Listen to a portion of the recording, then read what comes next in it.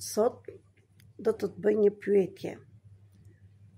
Mos je dhe ti që në moshën e fëmirisë, kur të gjithë të tjerët luanin, ti shikoj një qiellin. Mos je dhe ti nga ta fëmijë që u rritën me vështirësi, me varfëri, dhe nuk të kuptonte asnjë nga prindrit e tuaj. Gjithashtu, motrat dhe vëllezërit qofse u njojtër dhe e shkonit veten që ishi diçka ndryshe nga të tjerët. Mos je dhe ti nga ta fëmijë që edhe kur u rritët dhe ku ishe adoleshent, donje të ndihmonje njerëz të tjerë, donje të kuptonin, donje të bënje diçka të madhe dhe nuk mund ta bënje dhe ke patur pengesa të mëdhaja. Mos je dhe ti, femër ose mashkull,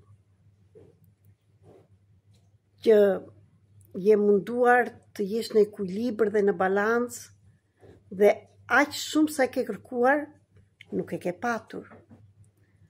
Mos je dhe ti që kur del një në natyrë dhe shikon një lule që lulëzojnë, shikon një kafshët dhe lidheshi më tepër me lulet, me natyrën, me kafshët, se sa me njerëzit, me ata që të kanë thënë që të duam, të kemi lindur, po pavarësisht se ishin prindrit e tu, njerëzit më të afër, ata nuk të kuptonin ty, ose ti nuk i kuptonje ata, ashtu si sillishin.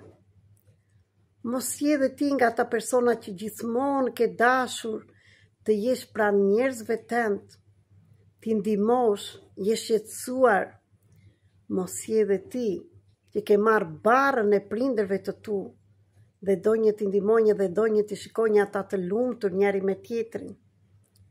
Dhe shikonje veten tënde që kur të ishin ata të lumtur do ishe dhe ti. Mos je dhe ti kur të tjerët luanin futboll, luanin dhe qeshnin, ti ishe i vetmuar, e vetmuar, dhe e shikonje veten që nuk ishe njësoj me fëmijët e tjerë. Mos je dhe ti që pavarësisht se donje të krijonje një familje, ishte shumë e vështirë ta krijonje dhe kur e krijove kishe probleme. Mos je dhe ti që pavarësisht se je femër ose mashkull, e ke dashur shumë të kesh ekuilibrin dhe balancën në familjen tënde, dhe ke bërë dhe fëmijë dhe ke marrë barrën e të tjerëve. Dhe mundesh dhe të kesh prishur familjen. Dhe je gjynjëzuar shumë herë nga vështirësitë që ke patur në jetë.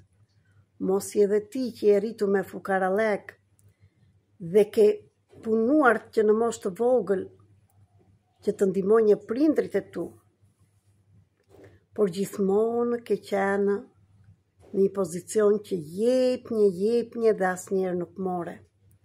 Dhe akoma në çfarëdo moshe që të jesh, akoma ti nuk mundesh të marrësh, por kjo do të thotë që ti je në disbalancë me veten tënde. Në shumë njerëz, këta personat si puna tënde mund t'i ndihmojnë. Ndaj, këtu dua të të them që mos u shqetëso, mos u mërzit, se të gjitha këto vështirësi që ke kaluar, erdhi koha që këto të jenë ato bravot e tua që duhet t'ia thuash vetes që ke arritur shumë gjëra. Dhe sot po të them që të mësosh kush është misioni i jetës tënde, që ti të arrish ta kuptosh dhe të fillosh të punosh për misionin që ke ardhur si shpirt para se të zbrisni në tokë.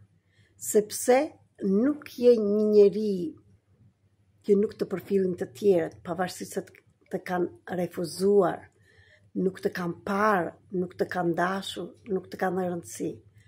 por ti të gjitha këto të ka ndodhur, sepse je zgjedhur nga Zoti para se të zbrisnje në tokë, sepse je një shpirt i madh, ke ardhur të bësh udhëheqës me përvojën tënde në të gjithë personat e tjerë.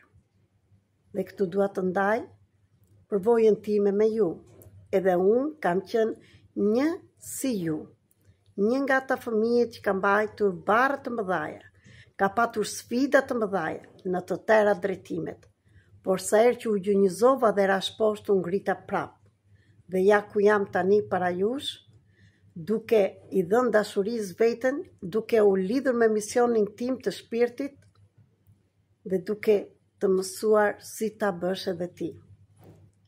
Prandaj, në qoftë se ti dëshiron të mësosh kush është misioni jot, i shpirtit tënd, dhe gjithçka tjetër që ti ke shkruar në atë kontratën tënde të shpirtit para se të zbrisnje në tokë, karakterin tënd, talentet e tua, fuqinë e shpirtit që ti kalosh të gjitha, kush është karma që ke sjell, mësimi që ke sjell në këtë jetë, edhe shumë e shumë të tjera, misioni dhe destinacionin e moshës nga 20 në 40, çfarë duhet të bënje, pastaj çfarë duhet të bënje për shoqërinë, destinacioni social nga mosha 40-60, të mësosh cilat janë frikat e tua dhe çfarë bën ti kur je në frikë, gjithashtu çfarë ty të sjell në depresion, kush janë tendencat e shpirtit tënd, çfarë trashëgon ti nga paraardhësit e tua dhe kush është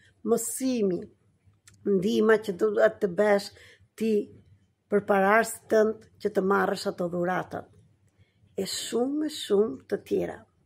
Njëkohësisht, partnerin ideal, si të sillesh ti në marrëdhënie me të tjerët dhe si të sillesh ti me partnerin ideal dhe si mund të bëhet bashkëdhetar dhe shumë të tjera. 21 fusha që bëhet analiza e artës të evolucionit të shpirtit. Por në radhë të parë, mund të mësosh destinacionin e shpirtit që kur ke ardhur derisa të ikësh, atë misionin që ti nuk i ke patur këto vështirësi të kotë. Dhe kjo bëhet vetëm e ditën e ditëlindjes, duke e dërguar tek mua ditën e ditëlindjes dhe zgjedh një nga fushat o destinacioni shpirtëror, social dhe personal, o të gjithë analizën e artës të evolucionit të shpirtit. Dhe një mundësi e dytë është për të gjithë juve që jeni të interesuar dhe jeni te ky grupi që ju thash më parë, që të mundet të bëni më parë analizën e artës të evolucionit të shpirtit tuaj me ditën e ditëlindjes të plot, dhe në të njëjtën kohë mundet të merrni këtë trajnim dhe ta punoni ose vetë me videot dhe materialin e jashtëzakonshëm që kam përgatitur në gjuhën shqipe, ose mund të zgjedhësh trajnimin për të marrë dhe certifikata për 3 ciklet që bëhet trajnimi. Për çdo gjë mund të komunikosh me mua tek telefoni me mesazhe 0030 693 4637 në WhatsApp ose në Viber.